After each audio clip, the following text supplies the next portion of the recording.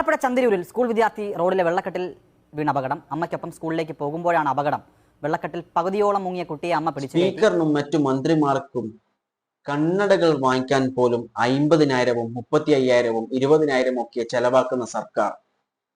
മന്ത്രിമാർക്ക് ആർക്കെങ്കിലും ഒരു പനി വന്നാൽ ഓടിച്ചെല്ലുക സർക്കാർ ഹോസ്പിറ്റലുകളിലല്ല, വിദേശത്തുള്ള ഹോസ്പിറ്റലുകളിലാണ്.